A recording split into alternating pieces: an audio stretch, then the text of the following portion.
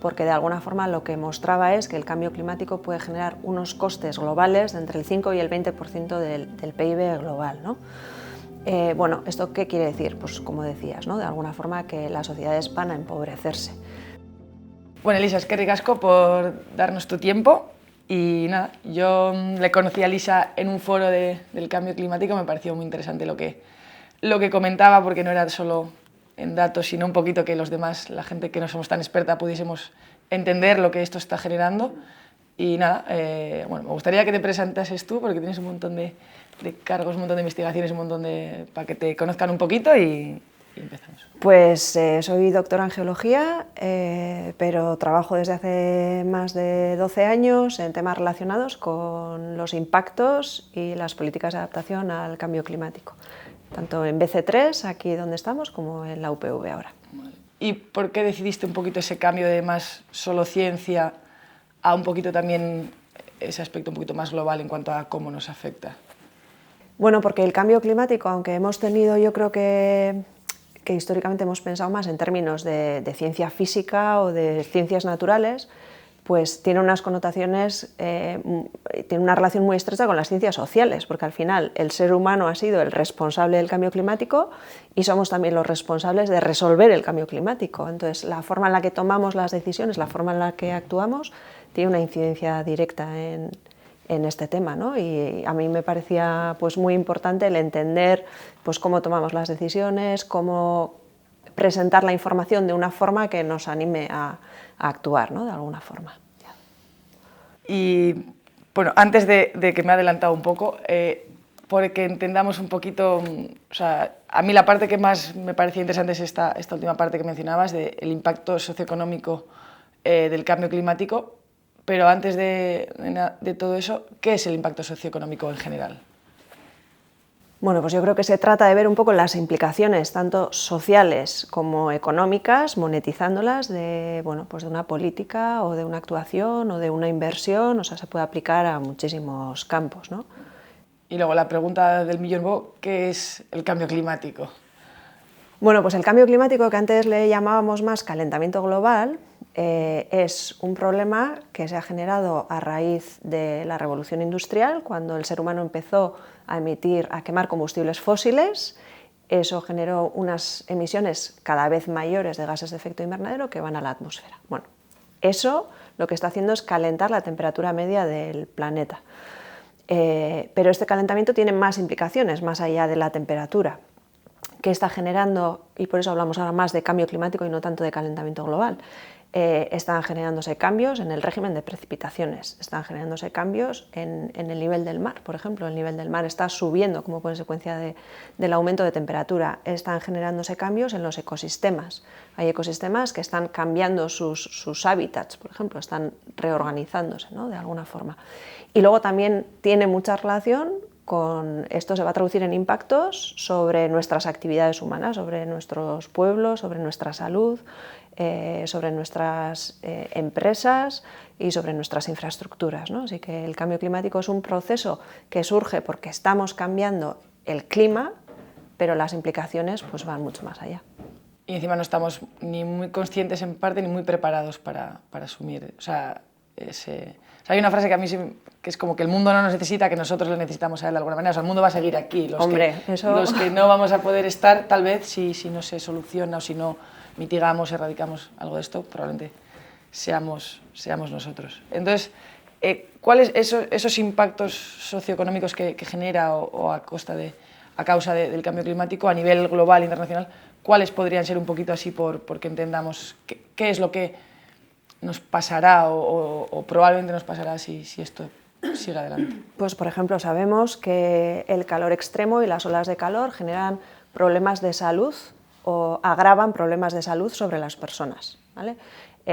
Las personas que tienen enfermedades previas cardiovasculares o respiratorias se ven más afectadas por las olas de calor y sabemos que vamos a tener más olas de calor y probablemente más largas en el tiempo, ¿no? O sea que la salud es un problema directo, por ejemplo. Luego, impactos relacionados pues, con las inundaciones, tanto costeras como resultado del aumento del nivel del mar, como fluviales, como consecuencia de lluvias extremas, que siempre han existido, pero que todos estos procesos se van a ver agravados por el cambio climático, pues esto genera daños directos, ¿no? Y cada menos tiempo también, ¿no? Eso es, lo que se está viendo es, claro, que el sistema climático se está desestabilizando, entonces, bueno, pues están cambiando los patrones, ¿no?, de lluvias. Hay investigadores de la Universidad del País Vasco, por ejemplo, que se centran en la parte de hidrológica, digamos, y lo que están viendo es que no está cambiando tanto la cantidad de lluvia en Euskadi, por ejemplo, sino cómo llueve, ¿no?, que está más concentrada en determinados momentos, ¿no? Entonces, como decía, las inundaciones, ¿cómo nos pueden afectar? Pues de forma directa, ¿no?, sobre nuestras casas, nuestras infraestructuras. Entonces, ¿cómo unimos esto con la parte socioeconómica? Bueno, pues la parte social, eso, ¿no?, mirando un poco a qué colectivos van a afectar más todos estos impactos, cuáles son los colectivos más vulnerables, es decir, que van a sufrir más como consecuencia de estos impactos. En la parte económica, pues muchos de estos impactos se pueden monetizar, es decir, podemos calcular cuál va a ser el coste que van a tener estos impactos en nuestras sociedades, ¿no? Y bueno, yo creo que eso a veces nos ayuda a entender la magnitud del problema, ¿no?, el pensar que el cambio climático nos va a costar pues, millones de euros al año, ¿no?, en relación con estos impactos. Yo leía algo, corrígeme si me equivoco, como que para el 2100, que parece que queda mucho, pero en el fondo tampoco es tanto, el PIB se reduciría el 37%, algo así, a costa de los daños a nivel mundial, o sea, para todo el mundo. Eso, que bueno, todos escuchamos esas siglas, pero ¿cómo se traduciría o qué debería darnos miedo de esa noticia, de alguna manera, o de esa estimación? Porque bueno, luego pasará o no, pero entiendo que la sociedad se va a empobrecer, pero no toda la sociedad, sino igual, pues eso, lo que comentas, ¿no?, una parte. Bueno, pues un hito muy importante en la política climática fue el informe Stern, que fue un informe que encargó el gobierno del Reino Unido y que aunque había mucha gente trabajando en temas de economía del cambio climático desde antes, pues la verdad es que este informe tuvo un eco y una repercusión muy importantes, ¿no?, porque de alguna forma lo que mostraba es que el cambio climático puede generar unos costes globales de entre el 5 y el 20% del PIB global, ¿no? Bueno, ¿esto qué quiere decir? Pues como decías, ¿no?, de alguna forma que las sociedades van a empobrecerse. Y otra derivada, que luego cómo se distribuye esta riqueza también es importante, ¿no?, porque no todas las partes van a verse afectadas de la misma manera. Por aportar un mensaje positivo, digamos, pues lo que también estimaba este informe y lo que hemos ido confirmando con estudios posteriores es que hacer frente al cambio climático sale mucho más barato que esperar esos impactos, ¿no? Podía alcanzar un 2% del PIB global el coste de hacer frente al cambio climático. Es decir, que desde una perspectiva económica tiene más sentido hacer frente al cambio climático y establecer políticas de mitigación y de adaptación que esperar a sufrir esos impactos. Y por supuesto, pues las consecuencias sociales, ambientales también son muchísimo menores, ¿no? O sea que estamos hablando de que es positivo y favorable hacer frente al cambio climático antes que esperar a esos impactos. O sea que aquí desde la lógica es económicamente rentable de cara a la salud de ricos, pobres y todo tipo de rangos sociales. Es interesante mitigarlo, erradicarlo y obviamente luego a nivel social y de un bienestar que al final yo entiendo que la mayoría de personas queremos que todo el mundo esté bien. Entonces, dentro de esa lógica y tú si esto le preguntas a un niño o a una niña, te dirá, ¿y por qué no lo hacéis? Bueno, yo creo que porque las inversiones hay que realizarlas ahora y los beneficios pues los ves en el tiempo, ¿no?, cuando evitas esos impactos. Y eso siempre es difícil, ¿no?, de ver. Es decir, para evitar unos impactos que van a ocurrir en el futuro tenemos que actuar ahora. Esa diferencia en los tiempos es una de las características que hace tan complicado el cambio climático, ¿no? Al final tenemos que ser conscientes que los ciclos de gestión de los gobiernos habitualmente son de 4 años, las políticas de cambio climático tienen que ser a largo plazo, ¿no? Entonces, bueno, pues ahí existen tensiones, ¿no?, un conflicto entre el largo y el medio plazo. Desde vuestra experiencia, que al final aquí entiendo que un montón de científicos y también tendréis contacto con personas que toman decisiones para aconsejarles o para defender también el bien para todos, ¿cuál es un poquito vuestra experiencia y cómo creéis que se podría hacer de una manera un poco más rápida o siendo realistas, sin que sea una utopía que... Bueno, yo creo que por un lado, pues eso, el cambio climático todavía no se ve como un problema urgente, ¿no? Y ahí yo creo que pues que las ciudadanas tenemos mucho que decir ahí, ¿no? De alguna forma de poner el cambio climático en la agenda. Yo creo que eso es una de las principales opciones que serían buenas, yo creo, para motivar a la acción, ¿no? Luego yo creo que los acuerdos internacionales, eso también contribuye, el Acuerdo de París, efectivamente, o sea, al final el tener un entorno internacional que va muy claramente en la dirección de que tenemos que reducir las emisiones y que tenemos que hacer frente a este problema, pues al final genera un contexto en el que hay que actuar, ¿no? En lo concreto, por ejemplo, a nivel local, los impactos y la gestión de los impactos y las medidas de adaptación ocurren a nivel de pueblo, casi, ¿no? Pues yo lo que creo que sería positivo es entender que algunas medidas del cambio climático tienen además otros beneficios. Por ejemplo, antes hablábamos de la salud, ¿no? Pues reducir las emisiones, el tráfico, el transporte, que es uno de los sectores que en el mundo y también aquí genera más emisiones. Cambiar las formas de transporte no solo genera beneficios en términos de cambio climático, sino que también mejora la calidad del aire de nuestras ciudades. Y sabemos que la calidad del aire o una mala calidad del aire genera problemas de salud gravísimos, que hay, salen las estadísticas. Yo no soy experta. Hay un montón de datos de ciudades, igual aquí no sé si tanto, pero que en ciudades de núcleos muy urbanos hay, o sea, es...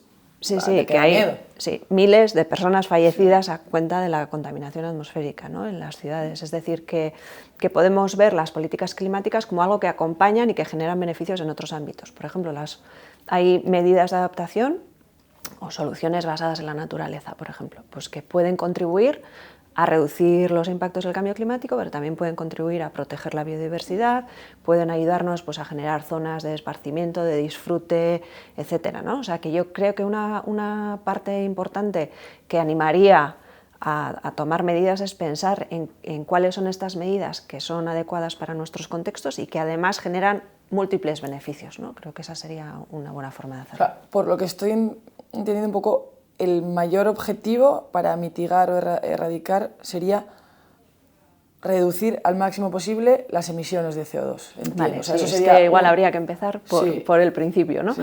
Fundamentalmente hay dos tipos de políticas para hacer frente al cambio climático. Las primeras se llaman políticas de mitigación y tienen que ver con la reducción de emisiones. Al final sabemos que lo que está generando el calentamiento y el cambio climático es la cantidad de gases de efecto invernadero que hay en la atmósfera, entonces tenemos que reducir esos gases de efecto invernadero. ¿Cómo? Bueno, pues sabemos que el sector de la energía y el sector del transporte fundamentalmente son responsables de la mayoría de las emisiones, junto con la industria a continuación y todo lo relacionado con los usos de la tierra, agricultura, ganadería, deforestación. Y nosotros a nivel individual aportamos o colaboramos en esa generación de CO2 consumiendo todo ese tipo de... y haciendo uso de eso, ¿no? Sí, pues por ejemplo el transporte, la forma en la que nos movemos, ¿no? En la energía, pues al consumir energía, ¿no? En nuestros hogares. En cómo nos alimentamos también, ¿no? Pues hay alimentos que vienen de zonas muy lejanas, o entonces pues hay toda una serie de actividades que, sumándolas de cada persona individualmente, generan pues que aumenten las emisiones en la atmósfera y generan el cambio climático. Entonces, las medidas orientadas a reducir las emisiones son fundamentales, porque cuanto más consigamos reducir las emisiones, menos calentamiento global vamos a tener. Menos rápido va a avanzar. Eso es. El segundo grupo de medidas son las medidas que llamamos de adaptación, que tienen que ver con los impactos. Como ya ha habido un cierto calentamiento y el tema está en marcha, por la inercia del sistema climático, pues unos impactos van a existir sí o sí. En algunos países del mundo pues ya están sufriendo situaciones pues muy graves, ¿no? Por ejemplo, en los estados isla del Pacífico, pues Kiribati, esas zonas, hay zonas que están ya sumergidas, ¿no? Que les afecta el agua y que han tenido que mover. Sí, eso es, ¿no? Dicen que puede ser una de las siguientes crisis humanitarias, el hecho como, o sea, no sé cómo se le llama, pero la migración por el cambio climático, sí. Y eso está en marcha ya y... Eso a veces es un puede factor, que nos quede muy lejos, porque cuando hablas de estas islas, ¿no? Sí. Que a veces puede costar un poquito más empatizar, pero eso, tarde o temprano, yo solo en Australia, cuando voy a entrar a un pueblo, y el pueblo se acaba de quedar inundado entero, y ver a gente, amigos de allí, en esa situación, como sí que sin querer te apegas un poquito más a eso, ¿no? Y que eso ya, tarde o temprano, a unos con más suerte, otros con menos, va a afectar o sea, que nos tengamos que ir de no sé si de nuestra casa, pero por... Sí, a ver, el cambio climático nos va a afectar también aquí en Euskadi, por ejemplo, ¿no? O sea, sabemos que el nivel del mar a final de siglo va a aumentar, si lo hacemos todo muy bien y conseguimos reducir mucho el cambio climático, unos 40 centímetros. Y si seguimos haciéndolo mal, pues podría llegar a ser hasta 70 centímetros o más, ¿no? Es decir, que la costa vasca es una zona de riesgo, ¿no? Ahora, aún así, los países industrializados en general, pues además tenemos mejores infraestructuras, mejor sanidad, entonces estamos mejor preparados para hacer frente a los impactos. Es decir, que los países ricos vamos a sufrir menos que los países pobres y además somos nosotros los que hemos generado la mayor parte del problema. Entonces es verdad que nos queda lejos lo que pasa en África o lo que pasa en Kiribati, pero también tenemos que pensar el grado de responsabilidad que tenemos sobre... Sí, yo el otro día que fui a una Castola y comentaba con los niños que a veces es también eso, ¿no? De que les estamos responsabilizando a los jóvenes y cuando ellos no... Yo estoy ahí un poco en el medio, ¿no? Como que hemos llegado un poquito más tarde y ya estaba un poco roto todo y que te queda como... No has desordenado y tienes que ordenar, ¿no? Es como... en ese sentido, esa injusticia un poco entiendo que de alguna manera puede crear una resistencia y en este caso lo contrario, ¿no? Nosotros estamos rompiendo y encima lo que lo sufren, que no estamos sufriendo, no es muy, bueno, al final no es justo, pero sí que entiendo que a nivel salud, a nivel todos estamos sufriendo y luego aparte que creo que es nuestra responsabilidad también que el mundo sea un poquito, por lo menos, mejor. Sí. Igual aquí añadir lo que comentabas, ¿no? Que cuando exploramos el tema ético en el cambio climático, además de entre países, yo creo que es importante también lo que se llama equidad intergeneracional, ¿no? Que es exactamente lo que decías, que las generaciones que vivan en 2050 van a tener que solucionar un problema que no han generado, ¿no? Que estamos generando los demás, ¿no? Con lo cual, sí, aquí hay muchas implicaciones. Y eso yo creo que ayuda mucho cuando la gente piensa en sus hijos, ¿no? De alguna manera, tú pues que dices, joder, qué chulo era ir a la playa y poder, bueno, estar en la playa tranquilamente, bañarte y probablemente igual, si seguimos así, o sea peligroso bañarte en el mar. Yo he estado en países en los que entrar al mar y ponerte enfermo porque está precisamente en Indonesia, en muchos sitios, por la suciedad que hay de los desagües, de tal y cual, y eso, pues, que es egoísta, ¿no? Pero a veces pensar en esas cosas que lo ves más cercano, yo creo que puede ayudar que no es inteligente y encima, incluso me parece hasta para la gente igual que puedes tener a nivel económico, que hasta es interesante. Yo es que la verdad que me cuesta entender que nos cueste tanto ver como el beneficio. Alguna vez entiendo que, como vale, ahora tengo que gastarlo y lo voy a ver el beneficio dentro de mucho, ¿no? Que por eso... Y luego que es difícil ver, ¿no? Ese CO2, cómo surge, o sea, la acción directa, pues si una empresa, por ejemplo, contamina un río, pues ves la contaminación del río, ¿no? Se ve.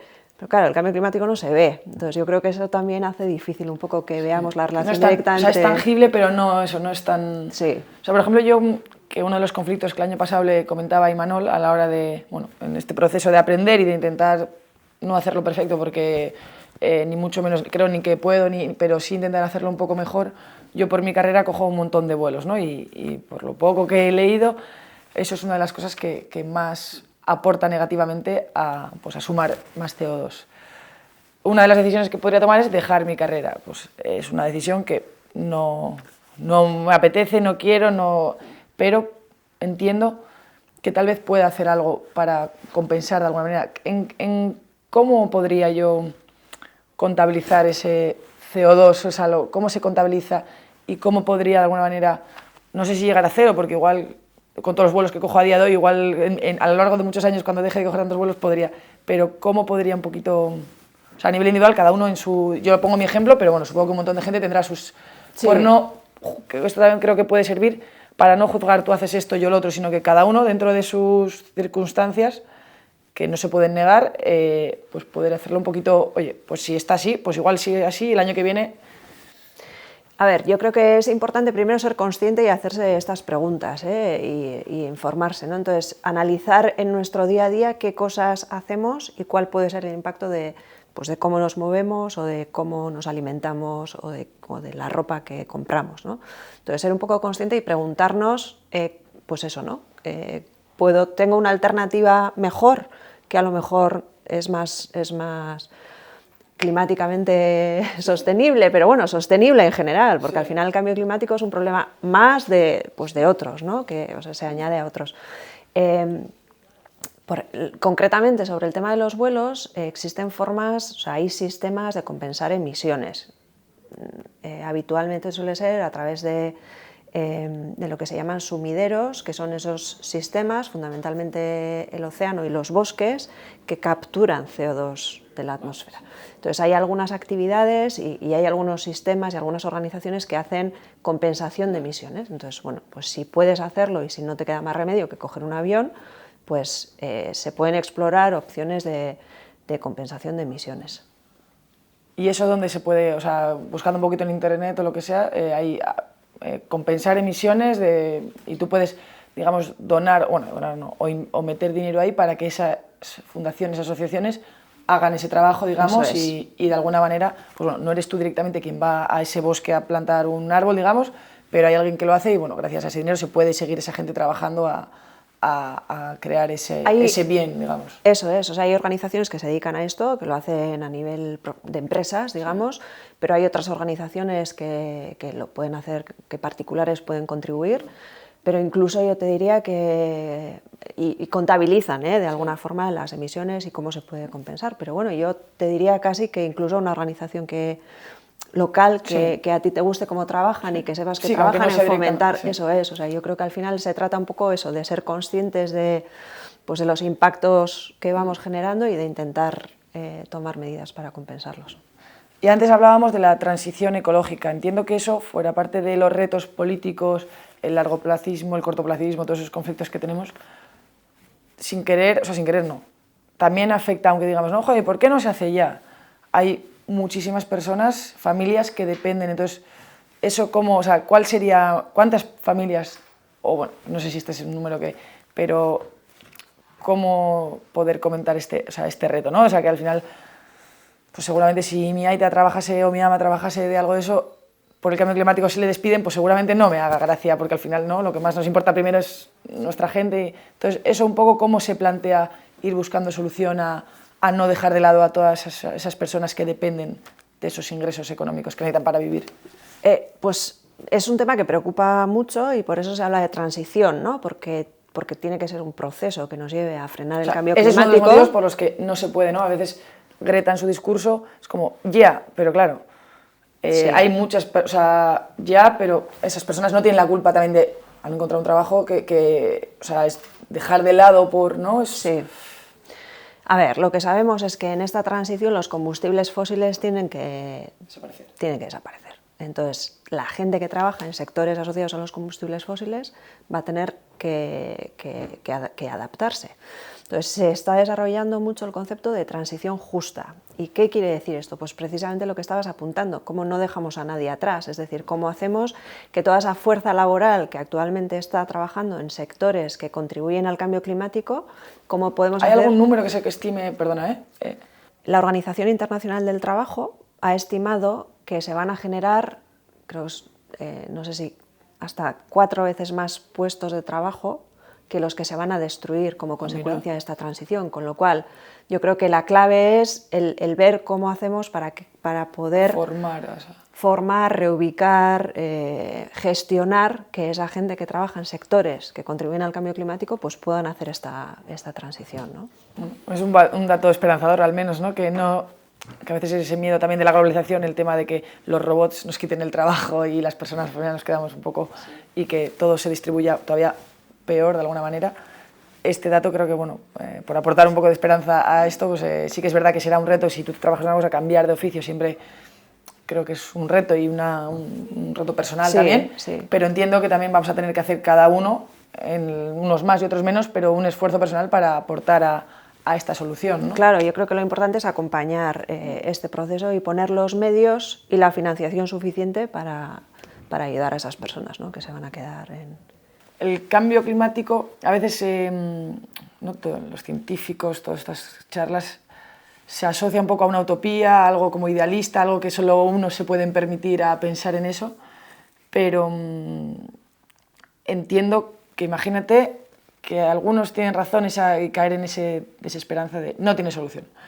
Pero yo sí entiendo que el hecho de, ¿no? Como tú mismo, si estás enfermo, si te cuidas, pues igual no va a tener solución tu enfermedad, pero sí igual puedes alargar o tener una mejor calidad de vida. Y con el mundo, yo pero la lógica me dice que si cuidamos mejor, igual solución no lo sé, pero sí la calidad de vida del planeta, para que nosotros podamos estar en él, se puede un poco ralentizar o alargar. Bueno, el Acuerdo de París establecía como objetivo el reducir la temperatura media mundial y mantenerla muy por debajo de 2 grados y hacer esfuerzos para que esa temperatura se limitase a 1,5 grados. Y el mismo Acuerdo de París, entonces no había mucha información, no había mucha ciencia sobre la diferencia entre 1,5, un aumento de temperatura de 1,5 y de 2 grados. Entonces le pidió al panel intergubernamental de expertos del cambio climático que analizara esas diferencias. Y este panel lo que mostró es que para algunos cambios, por ejemplo, la población expuesta a calor extremo podría más que duplicarse entre 1,5 y 2 grados. En el caso del aumento del nivel del mar, pues las diferencias no son tan importantes, pero para algunos ecosistemas, por ejemplo, desaparición de especies o de ecosistemas vulnerables, pues también se podría duplicar. El riesgo de que desaparezcan se duplica si llegamos a un aumento de temperatura global de 2 grados. ¿Con esto qué quiere decir? Que nuestro objetivo tiene que ser mantener la temperatura media global en 1,5 como mucho. Ahora, ¿qué pasa si nos pasamos, ¿no? Que es un poco la pregunta. Esto no tiene solución ya, pero en cualquier caso sería mejor 1,6 que 1,7, que 1,8, que 2 o que 2,5. Es decir, que aunque nuestro objetivo tiene que ser limitar la temperatura a 1,5 grados, si eso no lo conseguimos, pues tenemos que mantenerlo Más cerca posible. lo más cerca posible, porque cuanto más suba la temperatura, mayores van a ser los impactos, de mayor magnitud, y además se pueden poner en marcha procesos no lineales que, bueno, pues que nos preocupan mucho, ¿no? O sea que, bueno, el mensaje ese de no hay nada que hacer, yo creo que no se aplica, vamos, hay mucho que hacer y tenemos que hacerlo además si queremos, bueno, pues mantener... O sea, de alguna manera es como, yo como deportista es como, si un día no voy a entrenar no significa ya que todo lo que he hecho los últimos 3 meses no sirva o que no vaya a servir lo de después, sino, vale, puedo fallar, no llegar a ser campeona, pero quedar tercera es mejor que quedar 30, ¿no? Eso es. Sobre todo bajo el esfuerzo, que yo no soy muy bien pro de resultados, pero en este caso sí necesitamos resultados porque dependemos de resultados y de, por lo menos, sentir de alguna manera que tenemos... Yo siento que el que nuestros esfuerzos a nivel individual, gubernamental o lo que sea, tienen un sentido, ayuda a estar motivados, que a veces es un poco esa era otra pregunta, como ¿cómo motivarías tú o desde tu experiencia o con datos a una persona que te dice, a ver, si total los científicos dicen que ya no tiene solución, que es una cosa que ya no tiene freno y que vamos a acabar y total yo no tengo poder para poder... O sea, ¿qué le dirías así a si tu hijo o tu hija te vienen con eso y como para intentar... Cada uno luego es libre de hacer lo que quiera, ¿no? Pero de intentar motivar o inspirar de alguna manera. Pues, a ver, yo creo que el mensaje es que hay mucho por hacer, que se pueden hacer muchas cosas, tanto para reducir las emisiones y mantener la temperatura en niveles que sean compatibles con nuestras sociedades, como para hacer frente a esos impactos. Hay muchas medidas que podemos tomar para hacer frente a esos impactos, pero además a nivel personal lo que yo diría es que hay que empezar por hacer lo que se pueda, lo razonable, en la medida que podamos ir haciendo pues, pequeños esfuerzos y pequeños cambios, pues todo eso contribuye, o sea que es a más a más. Sí, y valga o no valga, o sea, tampoco sueles perder nada por intentarlo, o sea, ¿no? Y seguramente la sensación de bienestar, que aunque sea por esa razón egoísta, pueda aumentar. En adaptación se habla, hay un grupo de medidas que se llama que son de sin arrepentimiento o de bajo arrepentimiento. ¿Y cuáles son esas medidas? Pues son las que son positivas independientemente de si hay cambio climático o no, ¿no? Pues yo creo que tenemos que apostar un poco por ese tipo de medidas. Sí, un poco de fe, ¿no? De alguna manera. Sí, o sea, si, bueno, pues cada uno, ya sabemos que individualmente no vamos a solucionar el problema, pero cada uno que vaya haciendo lo que pueda y además eso va a tener beneficios, pues si no sobre el cambio climático, puede ser sobre nuestra salud o puede ser sobre nuestra calidad del aire local o sobre, bueno, nuestro entorno. Otras personas que vamos a entrevistar más adelante, nuestro objetivo era un poco, pues bueno, este famoso CO2 también se origina pues, a nivel individual, porque a nivel ya más general yo no... Pero cómo poder, pues cómo comemos, cómo nos vestimos o cómo hacemos, cómo consumimos, cómo nos movemos, ¿no? Y yo quería un poquito que nos ayudasen ellos y ellas a intentar poder tomar decisiones, pues luego tengan o no, en concretar un poquito en cómo poder reducir, pues en este caso, el CO2 y y cómo hacerlo mejor. Y la verdad que he hablado con esas personas por teléfono para acordar las entrevistas, y es verdad que es, por lo menos, guay o esperanzador ver que hay un montón de personas que sí creen en crear también, creo, a nivel individual, nuevos modelos de negocio que puedan darnos a nosotros como consumidores o como ciudadanos a tener otra oferta para poder hacerlo mejor, que eso también entiendo que es un problema a veces, ¿no? El tema económico, que a veces parece que las cosas que son sostenibles son más caras y entonces la rueda sigue rodando, ¿no? Como que de alguna manera... Sí. A ver, hay cambios que necesitan tiempo, pero yo creo que como consumidores o como consumidoras tenemos muchísimo poder para guiar un poco Sí, a las empresas, sí. La moda, en la ropa, en la comida, lo que demandamos, ellos lo generan. Exactamente, exactamente. Y algo que es residual o que es muy pequeño y que es muy caro en un principio, pues bueno, pues cuando aumenta su volumen empieza a ser más barato. Y no solo eso, sino que a lo mejor es que ya no toleramos cosas que no son sostenibles, con lo cual ya pues hay un mercado, o sea, ya desaparece un mercado de aspectos de productos no sostenibles, ¿no? Digamos. O sea, que yo creo que por eso creo que es importante que reflexionemos un poco sin culpabilizarnos y sobre un poco cuál es nuestro estilo de vida y si hay pequeñas cosas que podemos hacer, al principio pequeñas, ¿no? Pero al final los cambios pues suman, y yo creo que esa reflexión individual de qué puedo hacer un poco para mejorar, y desde luego el consumo es uno clarísimo, que no es nada nuevo, no solamente con el cambio climático. O sea, cuando hablábamos antes de sostenibilidad, pues el consumo también era fundamental, ¿no? Pero eso, pues también en la comida, en la forma en la que nos movemos, en el tipo de ocio que tenemos. Y después de todo esto así un poco a ratos, como hemos hecho un poco así, esperanza, no esperanza, ¿por qué crees que aún deberíamos tener esperanza y ganas? Pues porque yo creo que está en nuestra mano evitar un futuro pues desolador. Entonces, ¿cómo no vamos a actuar, ¿no? O sea, yo creo que si podemos evitar, y está en nuestra mano, pues todos estos impactos que van a afectar a nuestras sociedades, yo creo que eso nos tiene que animar a pensar, pero nuestras sociedades no estamos pensando, como decía, solamente en África o en el Ártico y el oso polar, sino que estamos pensando en nuestros pueblos, en nuestros hijos, como decías, que van a tener que enfrentarse a un planeta que va a tener un clima diferente al que estamos conociendo. Y además sabemos no solo que podemos hacer frente, sino que sabemos hacerle frente, y además que hacerle frente es más barato, es beneficioso para nuestra salud, para nuestro entorno, y socialmente también pues puede generar una mejor distribución, ¿no? de la riqueza. O sea, que yo creo que son todo oportunidades. Sí.